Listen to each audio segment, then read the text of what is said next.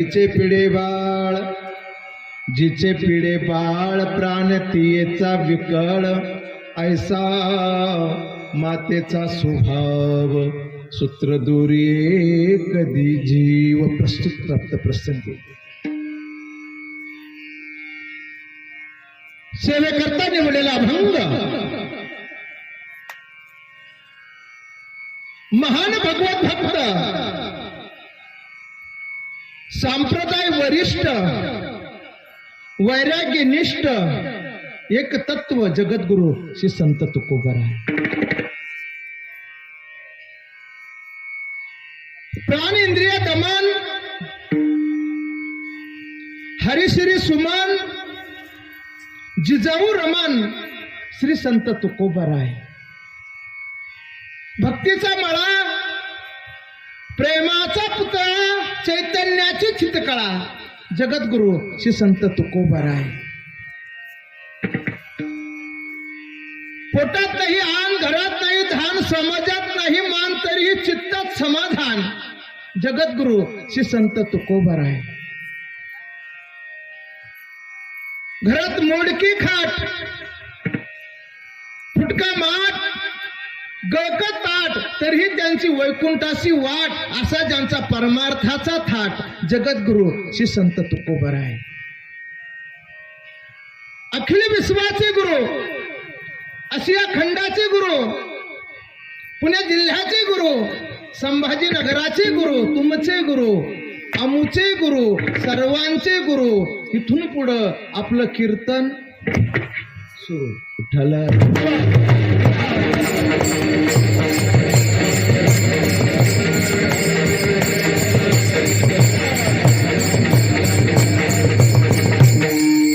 पुढे सरकुंभ महिला मंडळ थोडी इथे जागा मोकळी आहे समोर या इथं मंडप कशासाठी दिला आपल्याला एवढा मोठा समोर या सर्वांना विनंती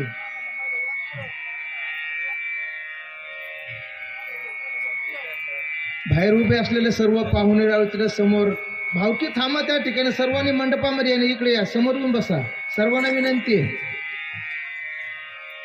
तिकडे भक्ती परिवार थांबा तिकडे पूजा चालू आहे सर्व बाकी सर्व इकडे सर्वांना विनंती एवढा मोठा सोहळा कशासाठी आहे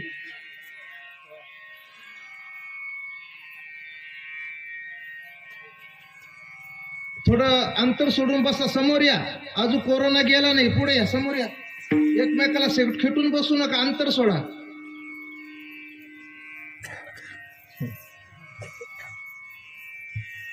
विठ्ठल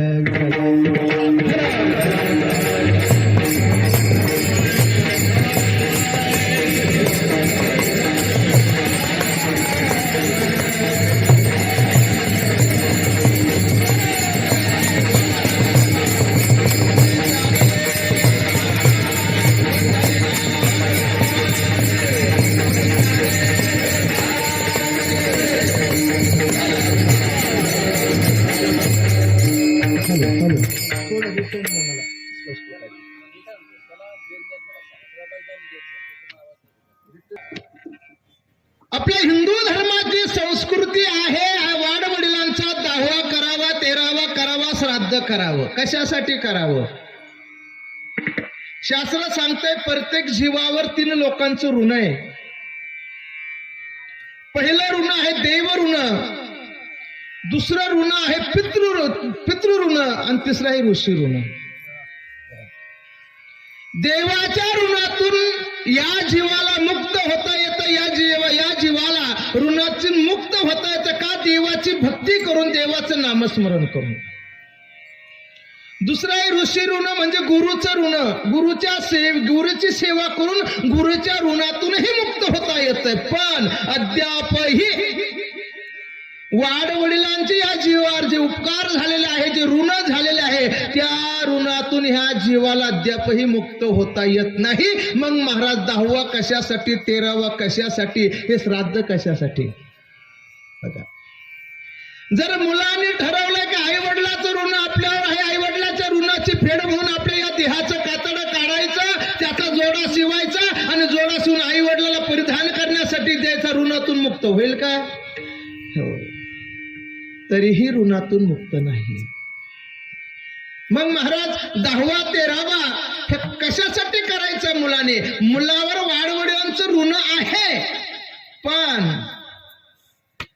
वाडवडिलांच्या ऋणाची फक्त व्याज फेड म्हणून केलं जाणार हे कर्म आहे, बाकी ऋण जसं ना तसं आहे. बघा तुम्ही एखाद्या सावकाराकडून आपण काही पैसे व्याजाने घेतले, काही ठेव घेतली, तर तो सावकार आपल्याला न बोलावा यासाठी आपण काय करतो, महिन्याच्या महिन्या त्याला काय देतो, व्याज देतो, जेणेकरून तो सावकार आपल्याला काही बोलत नाही. तसं वाडवडिलांचं ऋण आपल्यावर आहे, वाडवडील आपल्यावर न कोपावे म्हणून आपल्याला श्राद्ध करावं लागतंय आणि 10वा 13वा करावं लागतंय. आणि जर मुलांनी हे 10वा 13वा नाही केला तर वरती स्वर्गामध्ये जिथे आपले पितृ आहे, वाडवडील आहे, ज्या ठिकाणी त्याचा निवास आहे, ज्या योनीला ते पोचलेलं आहे, त्या ठिकाणी जाऊन ते मुलांनी जर त्यांचं स्मरण नाही केलं, 10वा नाही केला, 13वा नाही केला, श्राद्ध नाही केला, ते सुद्धा कोपतात आणि कोपून सनी आपल्या मुलाला असं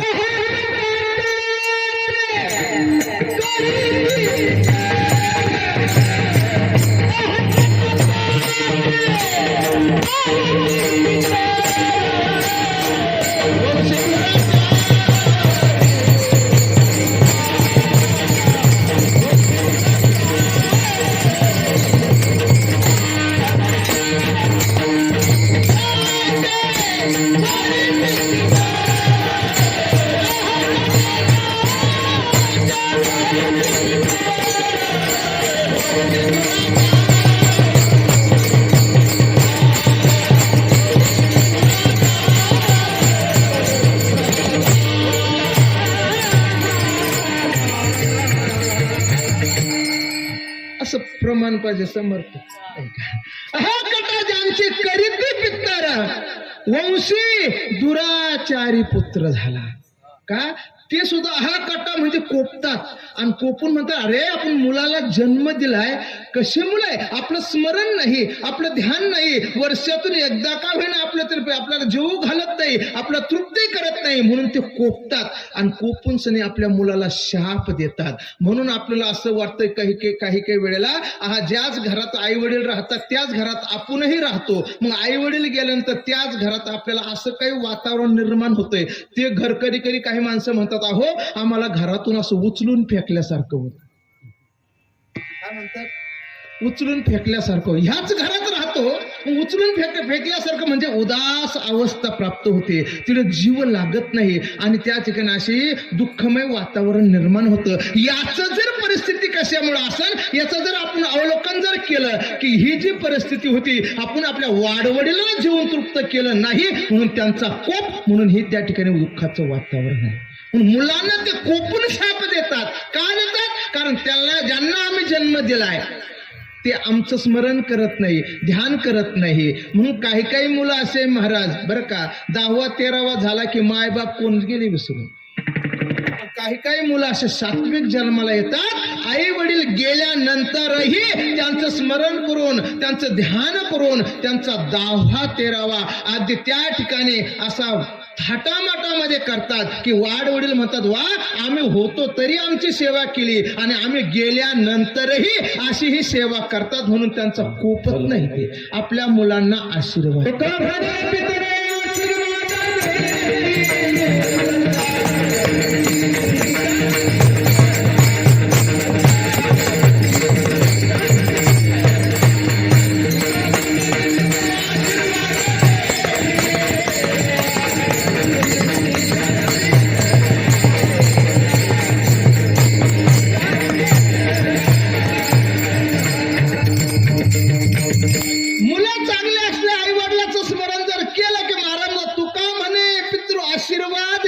आशीर्वाद देतात ते. म्हणून आशीर्वाद घेण्यासाठी, गेल्यानंतर त्यांचं स्मरण करण्यासाठी म्हणून करावं लागतंय मुलांना हा 10वा हा 13वा. आणि महाराज मग 13वा झाल्यानंतर जो जीवात्मा आहे, जो घरामध्ये हो महाराज त्या ठिकाणी गेल्यानंतर ज्या घरातून गेला त्या घरात 3 दिवस त्याच घरात असतो. किती दिवस असतो, 3 दिवस. 3 दिवसानंतर रक्षा झाली की तो जीवात्मा अंगणात येतो. कुठे येतो, अंगणात येतो. आणि अंगणात कुठपर्यंत राहतो, जोपर्यंत 10वा होत नाही. 10व्याचा पिंड त्याने ग्रहण केला, तो जीवात्मा अंगण सोडतोय आणि अंगण सोडून किती दिवस भटकतो माहितीये का? 365 दिवस त्याची भटकती असते. मग स्थिरता कशी आहे, त्याला शांतता कशी आहे? त्याला शांतता स्थिरता केव्हा लाभते? कारण ज्याने ज्या जन्मात जसे जसे कर्म केले त्या कर्मानुसार त्याला 184 योनीमध्ये भटकती असते. किती दिवस? 365 दिवस. आणि 365 दिवस 300 त्या ठिकाणी 184 योनीमध्ये भटकती असल्यानंतर ती भटकती पूर्ण झाल्यानंतर तेव्हा तो श्राद्धाचा पिंड जीवात्मा येईन. कारण 11 महिन्याला 11 पिंड पाडावं लागतात आणि जेव्हा 12वा पिंड हा श्राद्धाच्या निमित्तानं आपण जर घातला तर 12वा पिंड तो जीवात्मा येतो आणि तो पिंड ग्रहण करतो. तिथून पुढे त्या जीवात्म्याला स्थिरता शांतता लाभते आणि तिथून पुढे एका उंच योनीमध्ये चांगल्या योनीमध्ये जसं पुण्य केलं जसं पाप केलंय त्यानुसार त्याला जन्म मिळतो आणि ती योनी ती भोगतोय. म्हणून मुलाने चांगलं करून कर्म करून नामस्मरण करून त्यांचा 10वा 13वा जर केला की हे पुण्य सुद्धा त्या जीवात्म्याला लागतं. चला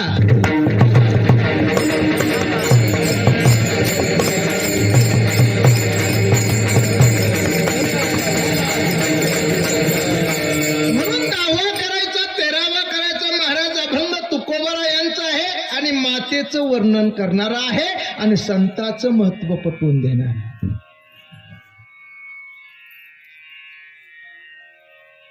आज जर जगाचा आपण विचार केलाय, हे जग असं आहे, उगवत्या सूर्याला नमस्कार करतंय, मावळत्या सूर्याला नमस्कार करतंय, पण हे जग असं आहे खरं दैवत आई वडील आपल्या घरात येणं विसरून जातं. म्हणून संतांनी जागृती दिलेली आहे. आईचं महत्व काय, वडिलांचं महत्व काय, संतांचं महत्व काय, भगवंताचं महत्व काय. म्हणून आईने ह्या देहाला जन्माला घातलंय, आईने ह्या देहाला जन्म दिला, आईचे उपकार आहे. पण देवाने ह्या देहामध्ये जीव घातला त्याचे अनंत उपकार. ज्याने हा जीव दिला दान, ज्याने हा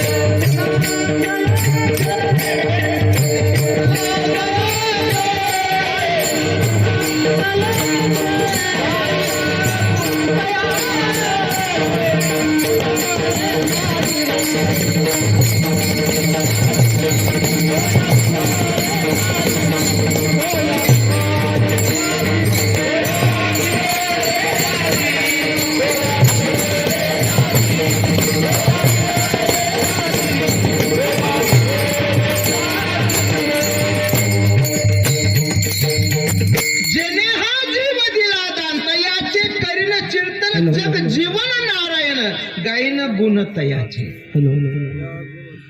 म्हणून ह्या देहावर आईचेही उपकार आहे. ह्या देहावर ज्याने जीव निर्माण ह्या देहामध्ये घातलं त्या देवाचेही उपकार आहे. पण देहही आहे, देहात जीवही आहे, पण या जीवाला घडवायचं कसं, संतांचे अनंत उपकार.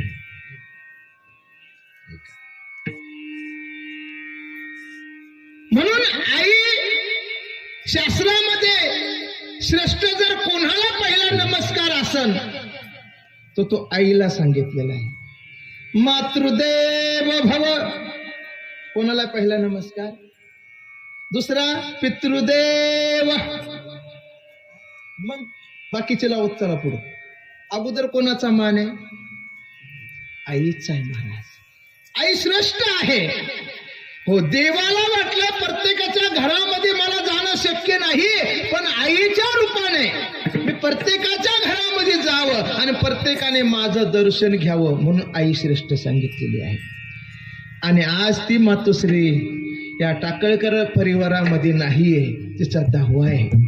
ऐका, काय तिने आपल्या मुलासाठी कष्ट सोसले असन, काय तिची इच्छा असन, आपले गेल्यानंतर आपल्या मुलासाठी काय करावं, काय तिची इच्छा ठेवून गेली असन.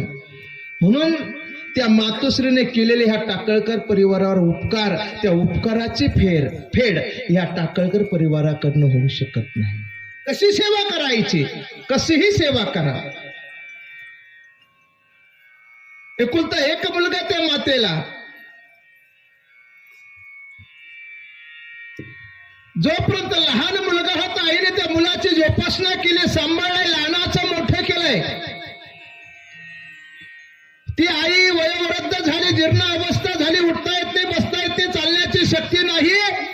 आणि मुलाने आईला शब्द केलाय, आई बोल बाळा, आई तू मला लहानपणी सांभाळलाय. आई हो बाळा.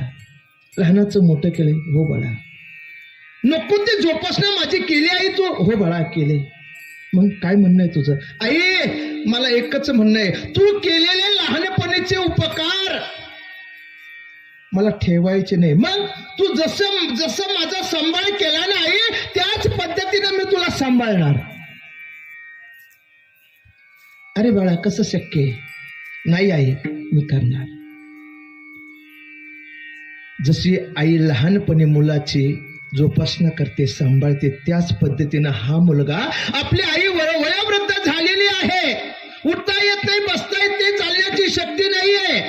आपल्या हाताने उचलायचा, स्नान घालायचा, आपल्या हाताने घास भरवायचा, सर्व कर्म मुलाने आईचे केले. 1 वर्ष 2 वर्ष 5 वर्षापर्यंत मुलाने आईचे सर्व कर्म केले. शेवटी आईने धरणीला अंग टाकलंय आणि शेवटी आई बोलायला लागली, अरे बाळा माझ्यासाठी भरपूर कष्ट सोसले रे, सर्व काही काम माझं तू केलंय. अगदी लहान आई जशी मुलाचं लहानपणापासून जोपासना करते त्या पद्धतीनं. मग आई खरं सांग, आता तुझ्या ऋणात राहिलो का? तुझ्या ऋणातून उत्तीर्ण झालो का नाही? तेव्हा आईचे शब्द बघा. आई म्हणते, अरे बाळा व्यावहारिक दृष्टीने मला जेवू घालशील, स्नान घालशील, दवाखान्यामध्ये नेशील, सर्व कर्म करशील बाळा तू, हे ठीक आहे, पण तू माझ्या ऋणातून मुक्त कसा रे? म्हटले कसं आहे? अरे सांग बाळा, तुला ह्या ज्या स्तनातून मी तुला दूध पाजलंय त्या स्तनातून तू मला दूध देशील का? आई तुझे सर्व कर्म मी करणार, पण हे मला जमणार नाही. मग सांग बाळा माझ्या ऋणातून मुक्त कसा? तिला आई म्हणतात. आई म्हणतात, या जगामध्ये येण्याच्या अगोदर आपल्याला उदरामध्ये कोणी जागा दिली असेल तर तिचं नाव आई आहे, बाकी कोणी नाही. एखाद्या गावामध्ये अनोळखी व्यक्ती आला, त्याला राहण्यासाठी घर नाही, काही नाही, काहीच नाही, फिरतोय वनवन. पण गावातील एखादा व्यक्ती त्याला भेटावा, का हो पाहुणे कोणीकडचे, काय नाव तुमचं? अमुक गावचं आहे. कसं कोणाकडे आलाय माहित नाही. मग कशासाठी? पोट भरण्यासाठी आलो. मग काही जागा मिळेल का? मग तो व्यक्ती म्हणतो, असं करा, माझ्या ओळखीनं तुम्हाला एखादं घर देतो, या ठिकाणी भाड्यानं रूम करून. ठीक आहे म्हटलं. तो व्यक्ती त्या ठिकाणी भाड्यानं राहतो. बरेच दिवस कष्ट करून करून पैसा कमवतो, स्वतःची जागा तिथंच घेतो, तिथंच मोठं घर बांधतो. आणि मग बऱ्याच दिवसानंतर ज्याने त्याला जागा राहण्यासाठी ओळखीने देतो व्यक्ती येतोय, तो म्हणतो, हो तुमचे माझ्यावर अनंत उपकार, माझी ओळख नव्हती, गाव नव्हते, माझा देश नाही, माझा राष्ट्र नाही, माझी माणसं नाही, परकीय देशातला आहे, पण तुमच्यामुळे माझी ओळख झाली, तुमच्यामुळे मी इथं घर बांधलं, तुमचे अनंत उपकार माझ्यावर. जसा परकीय व्यक्ती जसा आपला अनंत उपकार मानतो का, त्याला राहण्यासाठी फक्त ओळखीने एक घर भाड्याचं करून दिलं, तो त्याचे उपकार मानतो. पण ज्या मातेनं आपल्याला उदरात जागा दिली, त्या मातेचे आपण उपकार जाणतो का? जगाला बघण्याच्या अगोदर तिने आपल्या पोटात जागा दिली, त्याचे उपकार आपण जाणतोय का? म्हणून जी माता स्तनातून दूध पाजते, ती माता आपल्या उदरात जागा करते, ती माता किती श्रेष्ठ असली पाहिजे. म्हणून कबीरदास महाराज वर्णन करतात, सबसे बडी है माँ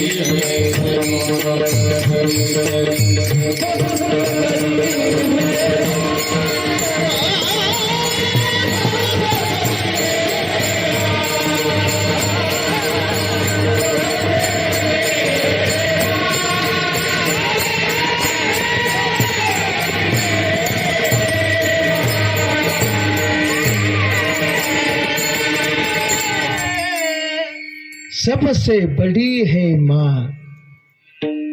म्हणून ही माँ, ही आई संतांना महत्व आईचं पटलेलं आहे, भगवंतांना सुद्धा महत्व आईचं पटलेलं आहे. बघा तुम्ही, देवाने आईला किंमत दिली.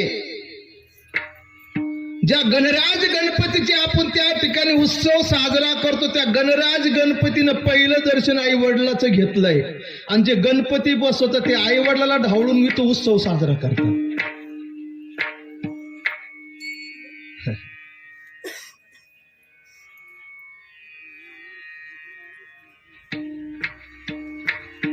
प्रभू रामचंद्र कैकेयी मातेने 14 वर्ष वनवास दिलाय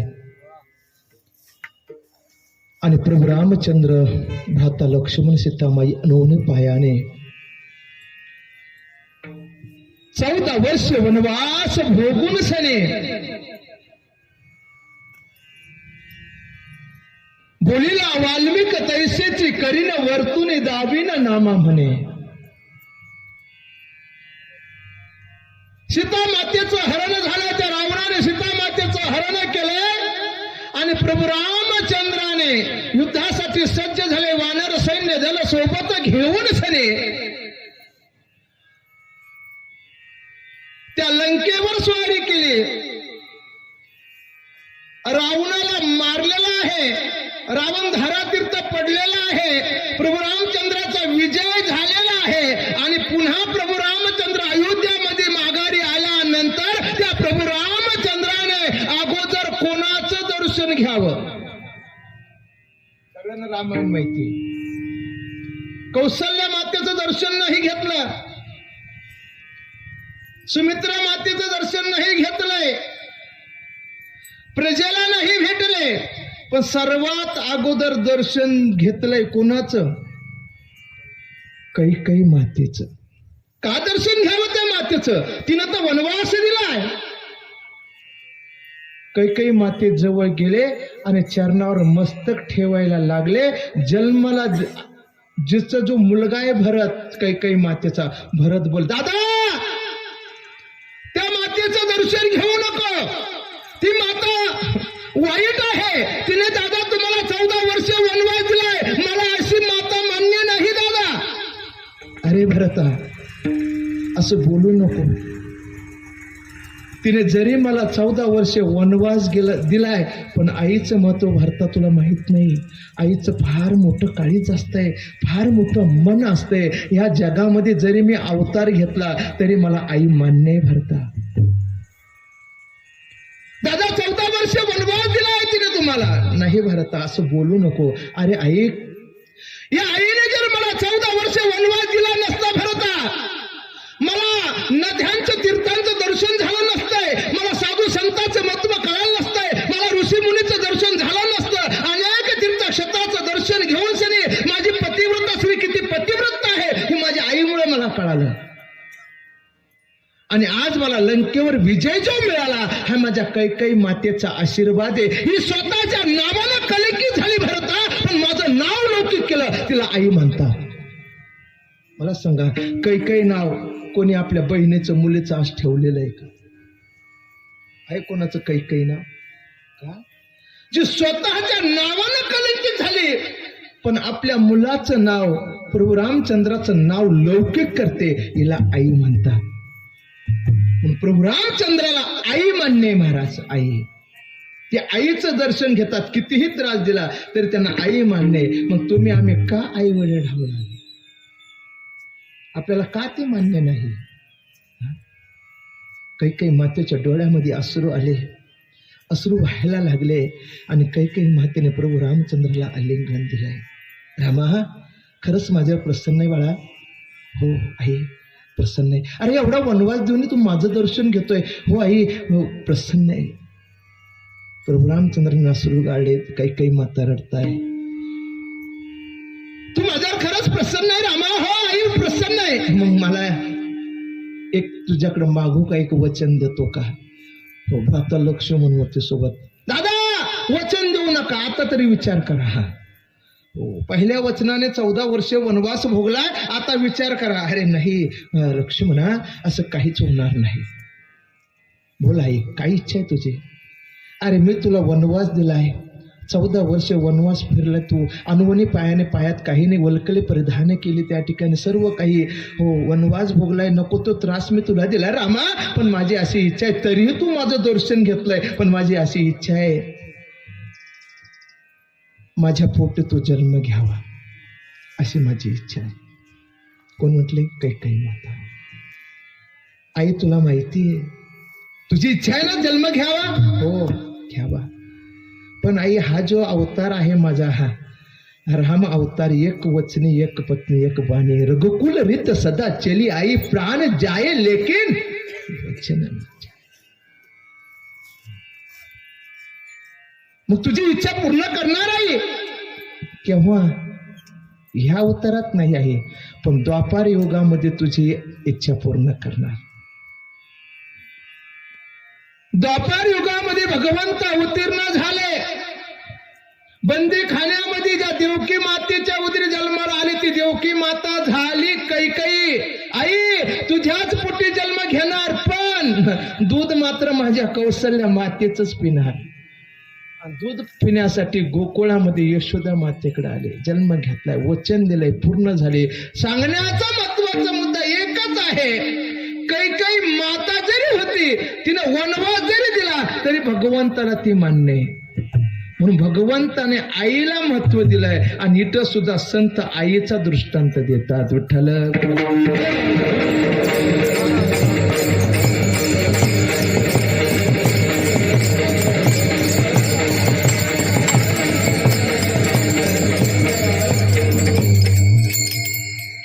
आईचं महत्व श्रेष्ठ आहे. बघा तुम्ही दुर्योधन कसा मरावा ही भगवंताची इच्छा, भगवंताचा खटाटो, पण दुर्योधन कसा वाचवावा ही आईचा प्रयत्न. सगळ्यांना माहिती.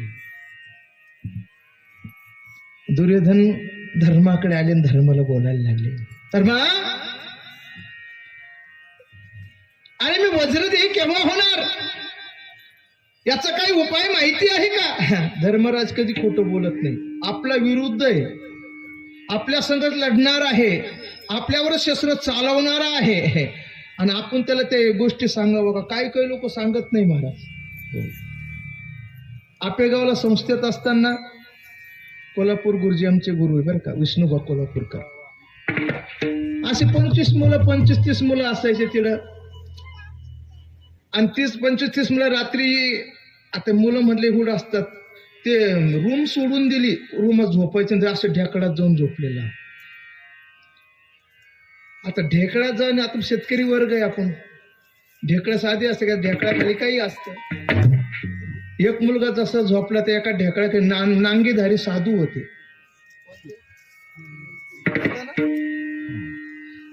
कसं तरी ढेकळा असा हल्ल्या गेला, तो साधू बाहेर निघाला नांगीधारी, आणि एका मुलाला चमत्कार केला.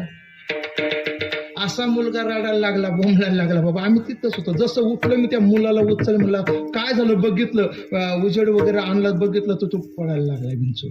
अरे म्हटलं हे सर्व चमत्कार आहे. जसं मुलाला उचललाय, गावात एक उतरणारा होता. उतारा काय म्हणतात त्याला? त्यालाच माहिती ती मंत्र, बाकी दुसऱ्याला माहिती नाही. त्यानं गेलं महाराज, काय 10 मिनिटात त्यानं काय उतारा टाकला, मुलगा थंटन बरा झाला, मस्त लगा हसायला लागला.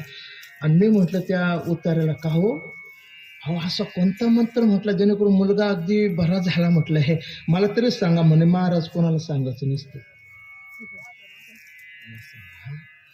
थोडा विंचू उतरण्याचा मंत्र जो सांगत नाही, पण आमचे संत जगाला तरुण जाण्याचा मंत्र सांगतात. ते किती नाही.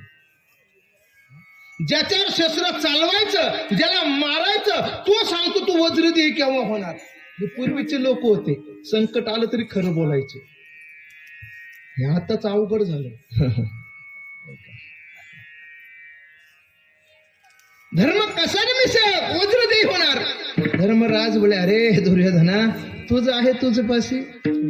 अरे तुझ्याच घरात औषध आहे, बाहेर कशाला फिरतोय. नाही का, घरातच औषध आपण बाहेर जातो आपण. नाही का. एका म्हातारीची सुई हरवली घरात. पूर्वीचा काळ. कुठं हरवली? घरात. काही उजेड नव्हता आणि दिव्यावर चौकात दिवे असतात, कांड्या पूर्वीची. घरात नव्हते, बाहेर. घरात सुई हरवली, ती बाहेर कांडीच्या उजेडात बघायला गेली. किती दिवस पाहिले, म्हणजे तिने सापडले, म्हणजे मिळेल तिला. आपल्या घरातच सापशे. कोण आहे? अरे दुर्योधना, तुझीच माता, आपलीच माता, गांधारी माता.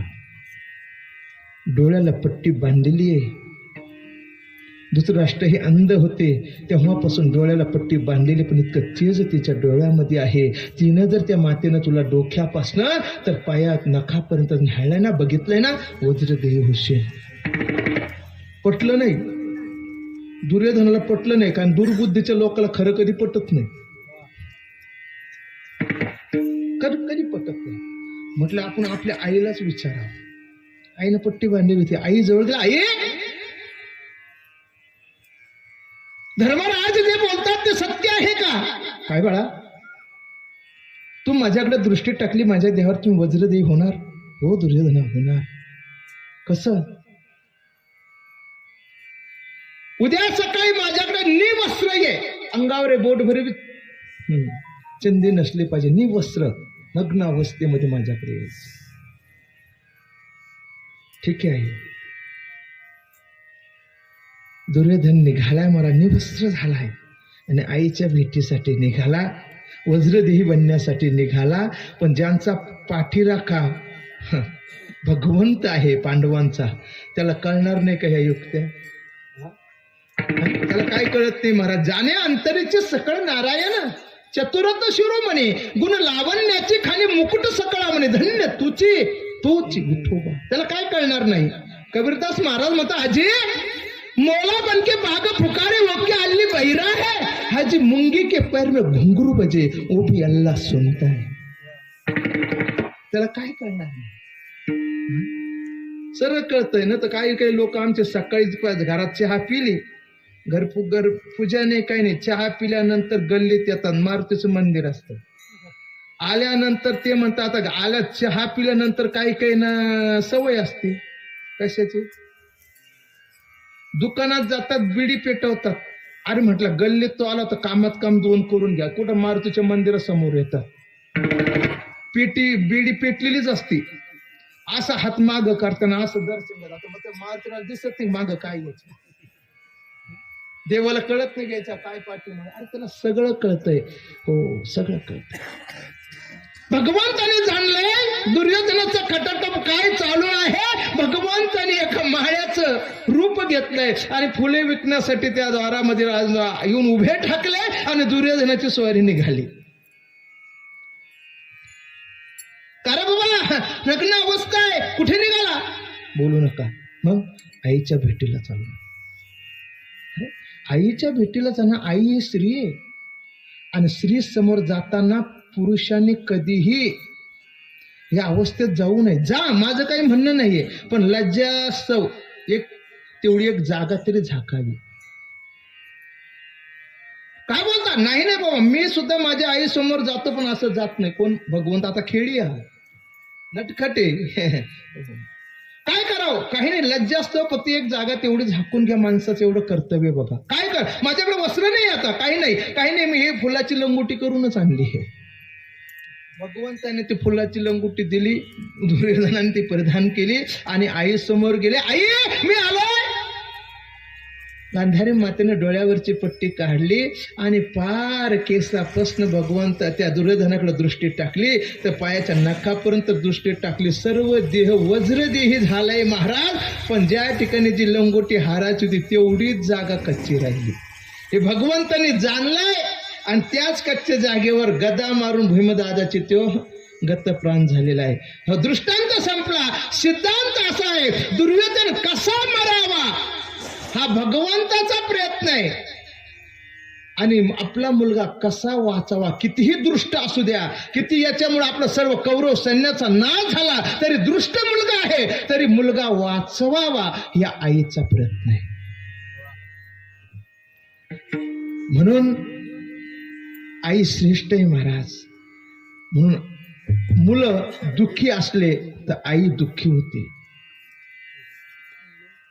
जग दुःखी असले तर संत दुःखी होतात. जग सुखी असलं संत सुखी होतात.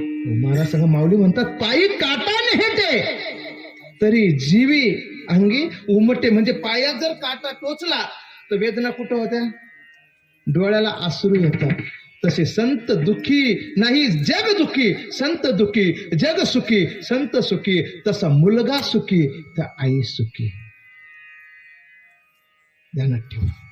म्हणून आई वडिलाला काही नको देऊ. तुम्ही घरात बसलेले असू द्या, म्हातारी असू द्या, पण बसल्या जागेहून आपल्या मुलांना आशीर्वाद देतात. सकळ तीर्थाचे धुरे जे का माता पितरे. माऊली वर्णन करतो, सकळ तीर्थाचे जे धूर आहे ते आई वडील आहे. आणि आई वडील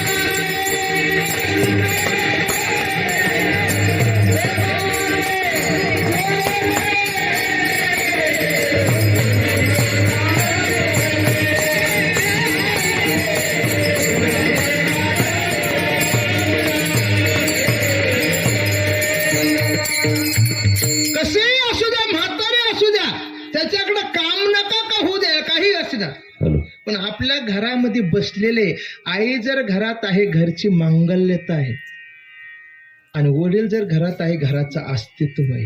ध्यानात ठेवा. आईला का महत्व संतांनी दिलेलं आहे? का भगवंताने आईला महत्व दिलेलं आहे? कारण आई गेल्यानंतर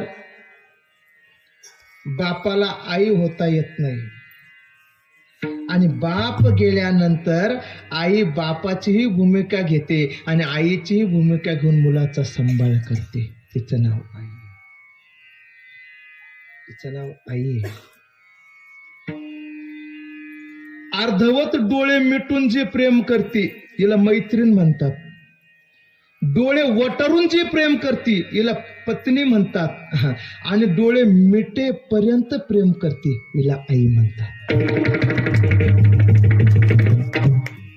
देहाने जरी जाते पण माया तशीच ठेवते हिला आई म्हणतात. पण कसे असू द्या घरामध्ये म्हातारे. एक जण मला भेटलाय. एका गावात काल्याचं कीर्तन आणि जागराचं कीर्तन होतं.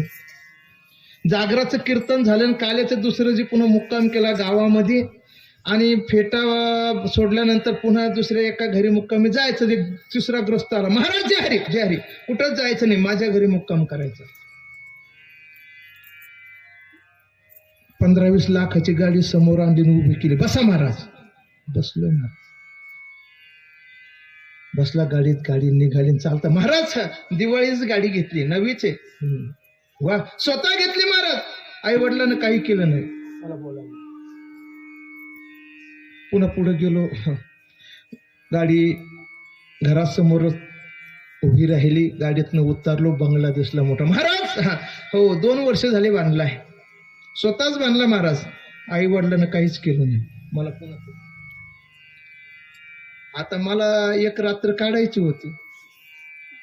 माणसानं कधीही कीर्तनकारवाल्या समोर आणि नंदीबाईला समोर आपला सातबारा ओपन करू नये. तो कोणत्या गावात जाऊन कसा मानतीने सांगता येत नाही. मला एक रात्र काढायची होती, थांबलोय त्या ठिकाणी. सगळी सोय झाली. सकाळी उठलो, पुन्हा फेटा बांधला आणि पुन्हा कीर्तनासाठी निघालो. पुन्हा त्याच्याच गाडीत आणि त्या मंडपासमोर गाडी उतरलो, उभी राहिली, उतरलोय आणि तो म्हटलं, महाराज माफ करा बरं का, काही चूक भूल सेवेत अंतर पडलं असेल, माफ करा बरं का. हो, गाडी घोडी हे सगळं मीच केलं. पुन्हा तिथे आई वडिलांना काहीच केलं नाही. मग मी जाता जाता त्याला म्हटलं, भल्या रस्ता. म्हटलं, काय आई वडिलांना जर काही केलं नसतं तर हे करायला तू आला असता का? आईने जन्म दिला, वडिलांनी बोटाला धरून चालवणं शिकवलंय. अरे याच्यापेक्षा त्यांनी काय केलं हे मोठं केलंय. हे आईनं जन्म देतात नरड्याला नख लावलं असतं तर तू शिल्लक राहिला असता का? बसल्या जागून कसे का होईना आपल्या मुलाला आशीर्वाद देतात. त्यांना आई वडील म्हणतात आणि आई जिला म्हणतात, जी आपल्या मुलाच्या हिताशी जागी असते. आपल्या मुलाचा कळवळा, मुलाला दुःख झालं तर आई दुःखी होते. म्हणून आईचा जो कळवळा आहे, महाराज म्हणतात, मातेची या चित्ती अवघी बालकाची व्याप्ती. मातेची या चित्ती कोणाची व्याप्ती असन तर आई महाराज मुलाच्या हिताशी बालकाची व्याप्ती. मुलाला दुःख झालं, थोडं जरी मुलगा रडायला लागला तर आई धावत येते. परत काय झालं बाळा, जी मुलाच्या दुःखाने हळहळ व्यक्त करते, ज्या मुलासाठी ती महाराज पीडते, दुःख हळहळते, तेच आईचा दृष्टांत देऊन तुकोबर आहे पहिल्या चरणात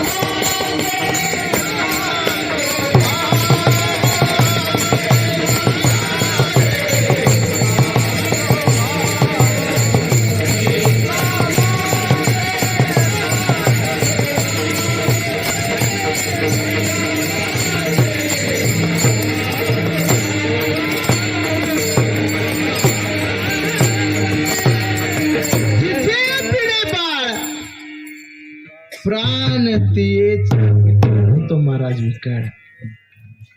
मुलाला दुःख झालं तर आईला पीडा होतात, जिचे पिढे बाळ. बघा तुम्ही,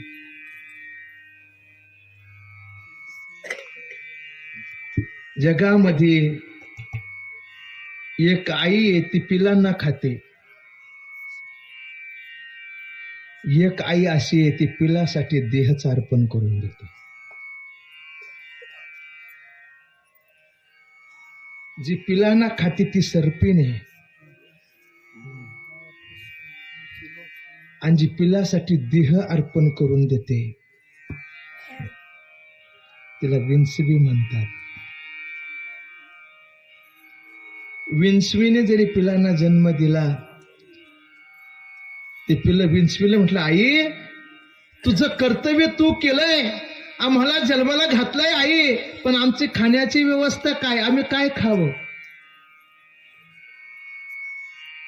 मग ती विंचवी म्हणते पिलांना, बाबांनो माझ्याजवळ खाण्यासाठी काही नाही, देण्यासाठी नाही, पण एकच आहे, हा देह आहे बाबा. ते विंचवीचे पिल्लं आपल्याच आईचा देह कुरकडून खाऊन टाकतात. जी आई आपल्या मुलासाठी आपला देह मुलाला अर्पण करते, महाराज म्हणतात जिचे पिढे बाळ प्राण तियेचा विकळ, हे आई आहे महाराज. आपल्या मुलासाठी सतत कळवळा व्यक्त करते. तिला महाराजची जात जगामध्ये कोणती असन, ऐसी कळवळाची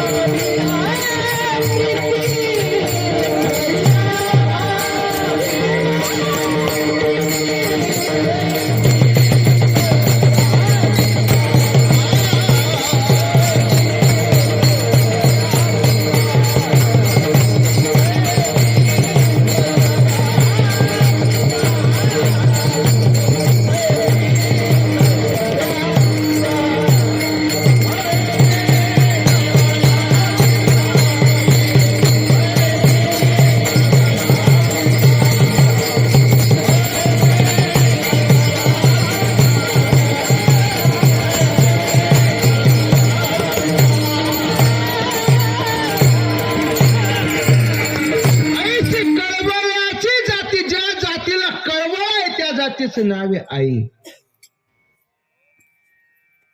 सर्व सापेक्ष प्रेम करतात. मित्र मित्रावर प्रेम करतो, सापेक्ष प्रेम. पती पत्नी पतीवर प्रेम करते, सापेक्ष प्रेम.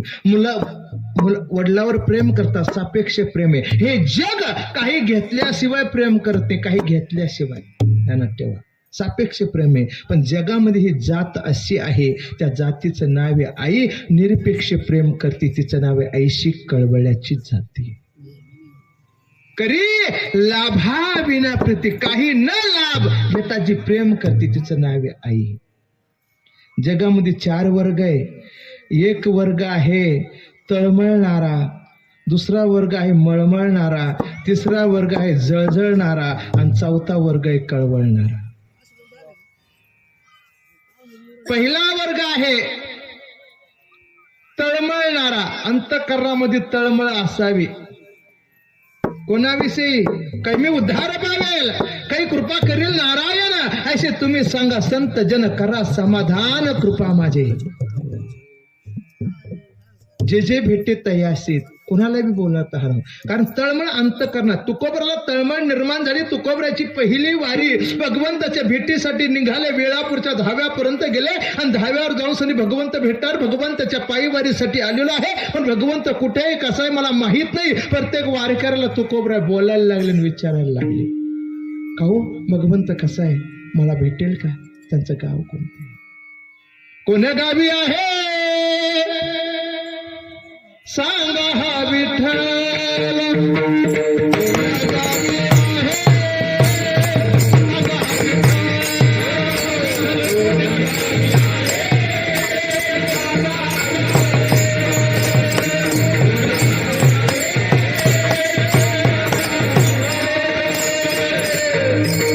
लागत असे पाया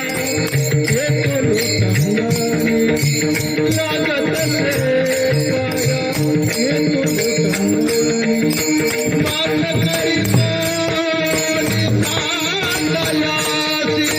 मात करी कोणी सांग कोण गावी आहे.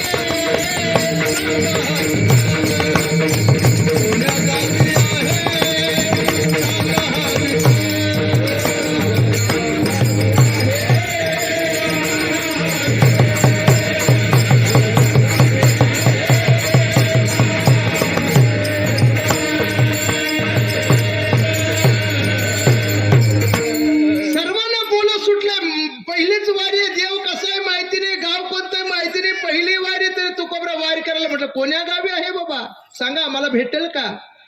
पुसावेसे हीची वाटी, जे जे भेटे तयासी देव कृपा करील मज काय लाज राखील. देव भेटण्याविषयी संत भेटण्याविषयी जी लालसा अंतःकरणात निर्माण होते याला म्हणतात तळमळ. काय म्हणतात? तळमळ. पहिला वर्ग आहे तळमळणारा, दुसरा वर्ग आहे मळमळणारा. वारीला जावं वाटतं पण भाड्याला पैसे नाही. एखाद्या भिकाऱ्याला दान द्यावं वाटतंय पण पैसे नाही. एखाद्या धार्मिक कार्यक्रमामध्ये अन्नदान करावं वाटतंय पण पैसे नाही. सर्व करावं वाटतंय पण जागीच बसून मळमळ करणार आहे. उदार आहे पण जवळची शक्ती नाही. तिसरा वर्ग आहे जळजळणारा. कोणता? जळजळणारा. आणि जळजळणारा वर्ग आजपासून नाही बरं का. कौरव पांडव जळायचे हे तेव्हापासून होते. जळजळणार कळालं ना तुम्हाला? फार अवघड हे. आमच्या शेजारी एका माणसाचं 4 दिवसापासून पोट दुखतं. प्रत्येक दवाखान्यामध्ये नेलं पण पोट काही राहीना. आणि मी भेटायला गेलो, महाराज अरे बाबा कसं काय पोट दुखतं? काय सांगू महाराज तुम्हाला, हा शेजाऱ्यानं बोर घेतला, इतकं पाणी लागलं तेव्हापासून पोटात काळाच सुरू झाला. हा वर्ग आहे जळजळणार आहे, आजपासून नाही हे. आणि जो चौथा वर्ग आहे हा वर्ग आहे कळवळणारा. आणि ही जाती आई आईशी कळवळ्याची जाती करी लाभावीन प्रती. ही जाते म्हणून महाराज म्हणतात जिचे पिढे बाळ प्राण तिचा विकळ. का ती विकळ? का मुलासाठी दुःखी होती? का हिचं चित्त झुरतंय? का तिला कळवळ आहे? कारण तिचा स्वभावच असा. ऐसा मातेचा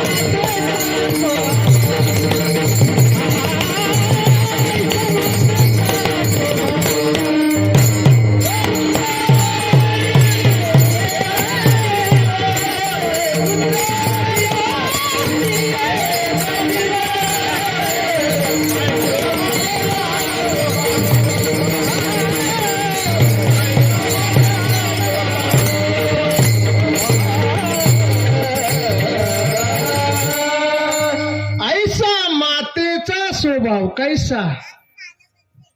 सूत्र दोरी एक जीव. दोरी सूत्राने विणलेली असते. 3 पदर असतात किंवा काही अनेक पदर असतात. 3 पदर असा सत्व गुण, रजगुण आणि तमगुण. 3 सूत्राने दोरी विणलेली असते. पण तुम्हाला प्रश्न करतो, दोरी जर जाळली तिची राख होते पण पीळ जळतो का?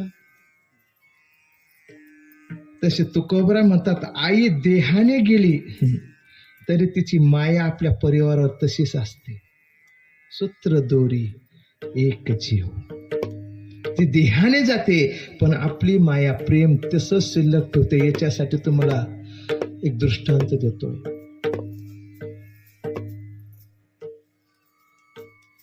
तुम्ही साने गुरुजी वाचले असतील, साने गुरुजीची कथा वाचली असतील.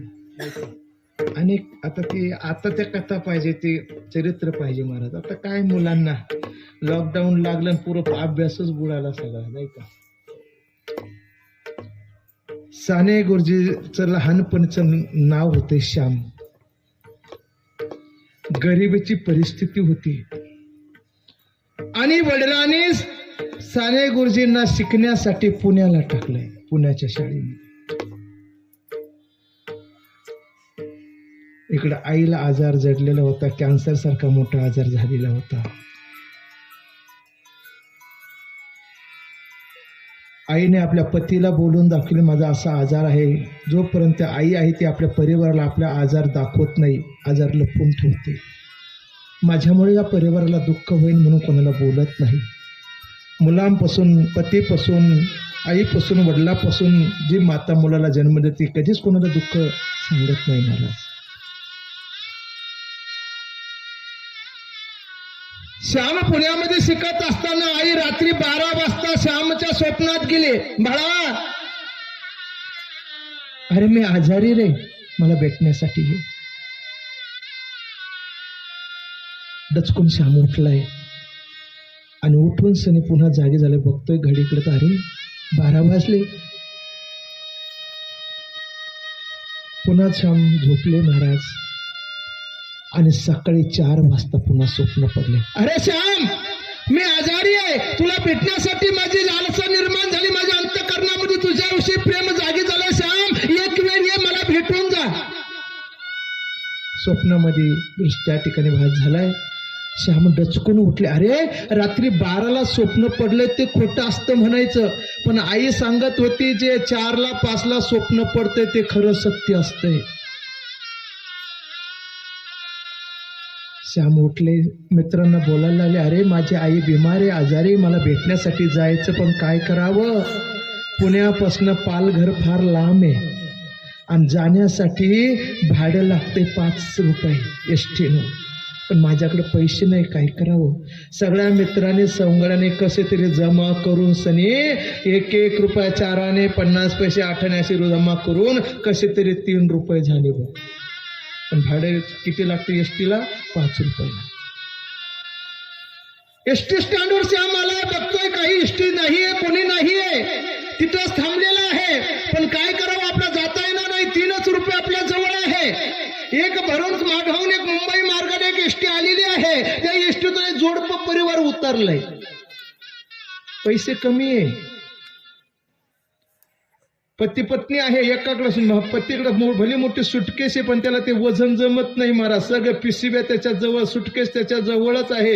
एक छोटा मुलगा तो बी त्याच्याच कडावर आहे. पत्नी मात्र पर्स घेऊन गाड्यामध्ये निस फिरते. हे असंच आहे.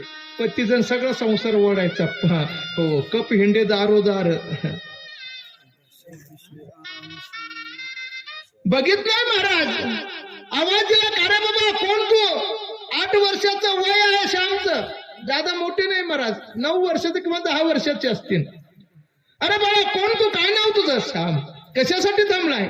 काय नाही, एसटीचे वाट. अरे बाबा, इथून जवळ माझं घर आहे, मग हे वज घेऊन जातोय का? तुला याचे पैसे देईन मी.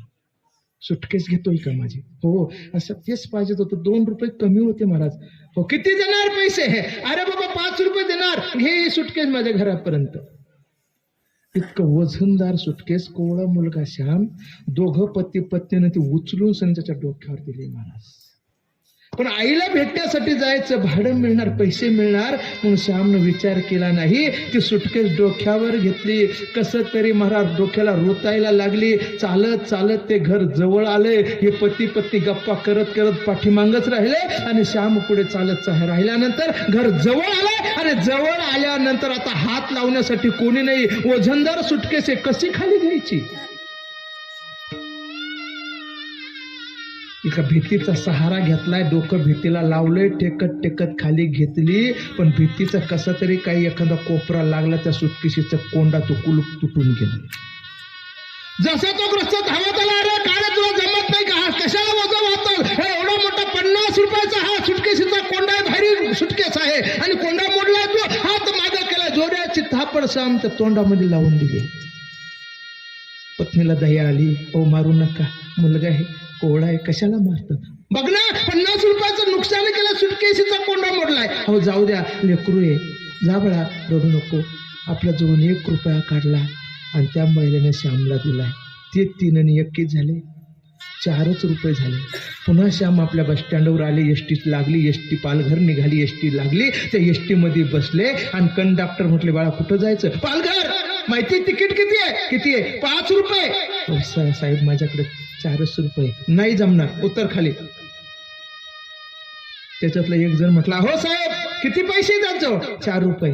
मग घ्या ना, 4 रुपयात जेवढा तुमचा एसटीचा प्रवास असेल तेवढं घ्या, आणि काय जे तुमचा 1 रुपया असेल त्याला तुम्ही मध्येच सोडून द्या, तिथपर्यंत तरी घ्या. लेकरू आहे, संध्याकाळ होती, कुठे जाणार? घेतलाय महाराज. प्रवास सुरू झाला एसटीचा. 10-20 किलोमीटर गाव राहिलंय महाराज. पूर्वीचा काळ. कंडक्टरने एसटी थांबवली. जंगल आहे, अरण्य आहे, हिंस्र पक्षी आहे, रात्रीचा आवाज, किड्याचा आवाज आहे, वाघांच्या डरकाळ्या आहे, नद्यांना पाणी त्या ठिकाणी चाललेलं आहे, खळखळ आवाज आहे. अशा जंगलामध्ये, अरण्यामध्ये श्यामला त्या एसटी वाल्याने, त्या कंडक्टरने उतरून दिलंय. 8 वर्षाचं वय, कोवळमुळे जंगलातून काटे हे, त्या ठिकाणी सर्व काही सहन करत करत श्याम आपल्या गावी येऊन पोचला. या ठिकाणी आल्यानंतर, गावामध्ये आल्यानंतर वडिलांनी आपल्या दोन्ही मांड्यामध्ये डोकं खुपसलेले रडतात. लहानी बहीण आहे घरामध्ये, एक लहान भाऊ आहे नुकताच 2-1 वर्षाचा, त्याला सुद्धा ती लहानी बहीण धोका देते. आणि श्याम जसा आला, बाबाच्या गळ्यात मिठी मारली, म्हणतो, आई बाबा मला आईला भेटायचंय, आई माझ्या स्वप्नात आली. पण तिथं दृश्य होतंय, घरामध्ये एक कणकेचा दिवा चालू होता. वरून अशी पाटली ठेवलेली होती, कणकेचा दिवा चालू होता. त्या प्रकाशामध्ये सगळे बसलेले होते. वडिलांनी दोन्ही मांड्यामध्ये डोकं घालून रडत होते. पाहुणे रावळे गोळा झालेले होते, मावशी आलेल्या होत्या. आणि त्या ठिकाणी आई आई म्हणून सनी आवाज दिला श्यामने, बाबा आई कुठे? मला आईला भेटायचंय. बराच वेळ आवाज दिला. आपले वडील काही बोलत नाही म्हणून चिमुकल्या बहिणीजवळ आले. का ग बाई? अक्का, अगं आपली आई कुठे? मला भेटायची, माझ्या स्वप्नात आली. आई फार बिमार होती, मला स्वप्नामध्ये दृष्टांत दिलाय, मी भेटण्यासाठी आलोय. अरे दादा, आई आता भेटणार नाही तुला. का? कारण आई देवाघरी निघून गेली दादा. आपल्याला आता कधीच भेटणार नाही. हंबारडा पोडाशामुळे जोऱ्यात आई म्हणून सनी जोऱ्यात आवाज दिला. आई म्हणून कोणाचा हक्क मारू? साने गुरुजीची कविता आहे. रडायला लागले. मात्र सर्व दिवस गेले. श्याम बोलायला लागले, मला न भेटता आई तू गेली कशी? न भेटता गेली कशी? आणि रडायला त्या ठिकाणी सर्व काही विधी झाल्यानंतर 10व्याचा दिवस आला. आणि 10व्याच्या दिवशी सर्व स्मशानामध्ये गेले. आणि स्मशानामध्ये जाऊन सने सर्व विधी झाला. आणि विधी झाल्यानंतर त्या 10व्याचा पिंड आईचा कावळ्याला शिवण्यासाठी ठेवला. बराच वेळ झाला कावळा शिवण्यासाठी येईना. श्यामचे वडील गेले. अगं शिवना, काय तुझी इच्छा पूर्ण राहिली का? श्यामचा विचार करू नको, मी त्याला सांभाळतो. मोठं शिक्षण, त्याला शिक्षण देतोय, काबाड कष्ट करतोय, आणि मोठा चांगला शिकून त्याला हुशार करतोय. आता शिव. तरी कावळा शिवेना. लहान बहीण येते. आई माझी काळजी आहे का तुला? माझी काळजी करू नको. बाबा आहे, माझा दादा आहे श्याम, मला सांभाळन, काळजी करू नको. आता तरी शिव आई. तरी नाही. शेवटी श्यामची आईची मावशी आली समोर. श्यामच्या आईचं नाव होतं यशोदा. अगं यशोदा, तुला काय वाटतं? तू गेल्यानंतर हा परिवार पोरका झाला बाय. जग असं म्हणतंय, माई मरून मावशी उरो. मी आहे, तुझ्या या परिवाराला मी सांभाळते. आता तरी शिव, काळजी करू नको. शिव आता. तरी कावळा येईना. बरेच जण आले. काय तुझी इच्छा असेल, काय असेल, तरी कावळा येईना. शेवटी श्यामने विचार केला, आई काय येत नाही, का शिवत नाही नैवेद्याला, काय कारण आहे? विचार केला. घरी 2 वर्षाचं लेकरू आहे, त्याला आई गेली कळत नाही, बाप कोण कळत नाही, भाऊ कोण कळत नाही. कदाचित आईचा ह्या लेकरात जो गुंतला असणार. आई बघा तुम्ही, चांगल्या मुलात कधी आई राहत नाही. चांगल्या मुलात कधी आई राहत नाही. डॉक्टर मुलगा असू द्या, वकील असू द्या, कधी त्याच्यात राहणार नाही. गरीब मुलगा असू द्या, आई त्याच्यात राहते.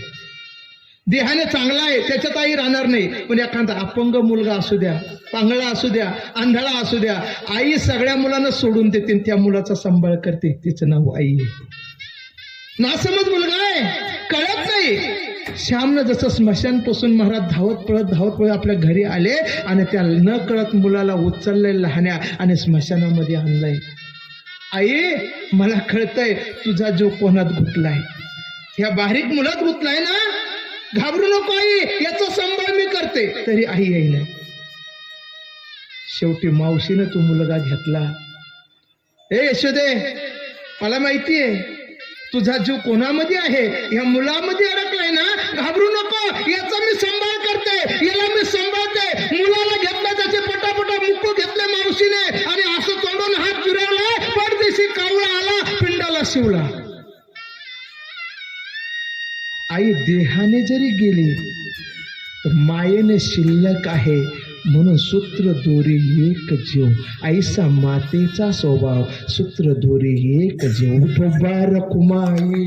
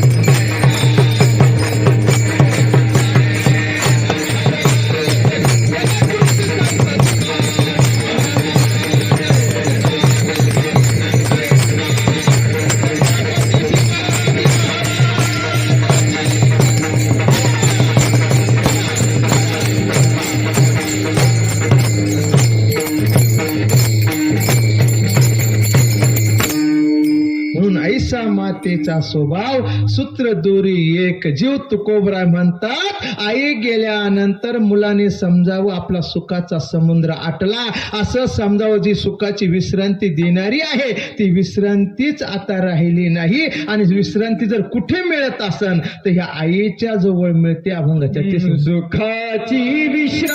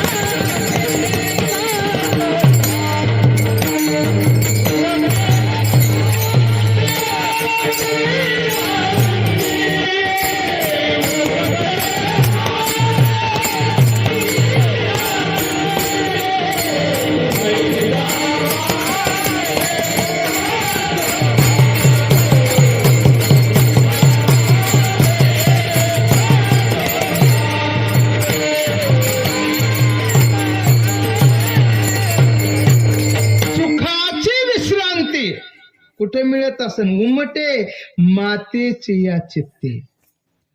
आईजवळ एक सुख मिळतंय, आईजवळ की विश्रांती मिळते. आणि दुसरी विश्रांती कुठे? विश्रांतीचा ठाव पायी संताची या भाव.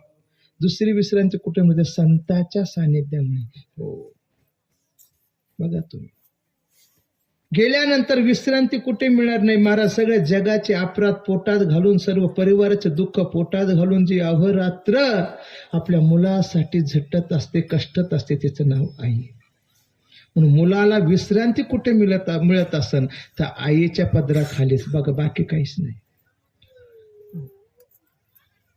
म्हणून जी माया आहे, जी आई आहे, जी मांगल्यता आहे, जी आपल्याला घराला प्रकाश देणारी आहे, जी ऊर्जा आहे, ती बॅटरी आहे, अशी जी आई आहे, त्या आईचं नाव आहे मातोश्री. तिनं कष्ट सोसले, राबले महाराज. ती आई बापाचीही भूमिका घेऊन, आईचीही भूमिका घेऊन आपल्या मुलाचं संगोपन करते. तिचं नाव आई. बघा तुम्ही, अजून काही एका मुलावर आपल्या आईनं त्या मुलासाठी आयुष्य खर्च करून टाकलंय. एका मुलावर बघा तुम्ही.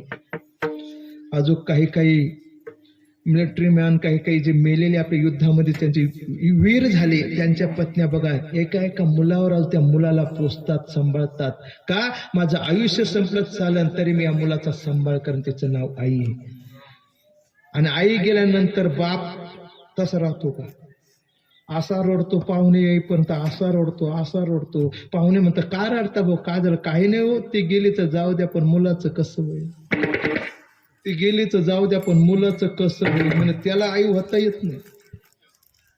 मग एक हुशार पाहुणं होतं, भाऊ दे ना भाऊ, मुलासाठी का होईना एखादी दुसरी आई कर ना बाबा, दुसरी पत्नी करा. मग म्हणतो हो माझं काही नाही हो, पण मुलासाठीच. बाप हा बाप. म्हणून आई सुखाची विश्रांती उमटे मातेची, याची ती. आता पुढचं ऐका. आईच्या प्रेमाचे महत्व तुम्हाला सांगितलंय. आईचा दृष्टांत तुकोबराज देतात. आई आपल्याच मुलावर प्रेम करते, शेजारच्या मुलावर नाही. थोडा ऐका बार काही. आई आपल्याच मुलावर प्रेम करते, शेजारच्या मुलावर प्रेम करत नाही. भगवंत भक्तावरच प्रेम करतो, अभक्तावर करत नाही. कळतंय का? आई आपल्याच मुलावर प्रेम करते, शेजारच्या मुलावर प्रेम करत नाही. भगवंत भक्तावरच प्रेम करतोय, अभक्तावर प्रेम करत नाही. पण संत हे असे आहे, हे मात्र अख्ख्या जगावर प्रेम करतात. कळतंय ना? जगाच्या कल्याणा संताच्या विभूती, देह कष्ट भीती परोपकार आहे. बुडत हे जन न देखवे डोळा, येतो कळवळा म्हणून या. आईला आपल्या मुलाचा कळवळा येतो, आपल्याच, शेजारच्या नाही. आईला आपल्याच मुलाचा कळवळा आहे, पण संतांना जगाचा कळवळा आहे.